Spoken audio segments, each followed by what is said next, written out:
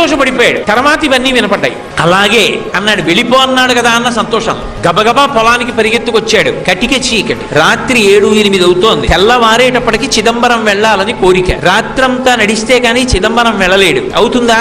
ఒక్కనాటికి అవధానం అర్థమైపోయింది. అయ్యో, చిదంబరం వెళ్ళమన్నాడన్న ఆనందంలో వచ్చేసానే, ఇప్పుడు నేను ఈ చీకట్లో ఈ పొలం ఎలా దున్నుతాననుకున్నాడు. ఒక్కసారి ఆకాశం ఆయన స్వరూపమేగా, పైకి చూశాడు. శివా నరిచి నిన్ను చూడకుండా ఉండలేనయా అని స్పృహ తప్పి పడిపోయాడు. ఆయన తలుచుకుంటే ఒక్కసారి సంకల్పం చేస్తే పంట పండేస్తుంది. కానీ తన భక్తుడు పడవలసిన కష్టం తాను పడాలనుకున్నాడు. కైలాసంలో కొడుకులిద్దరిని పిలిచాడు. విఘ్నేశ్వరుడు, సుబ్రహ్మణ్యుడు, ప్రమదగణాలు, పార్వతీదేవి అందరూ కలిసి భూమి మీదకి వచ్చారు. శంకరుడు స్వయంగా పంచె తీసి పైకి పెట్టి గోచి పోసి కట్టాడు. నాగలి పట్టాడు.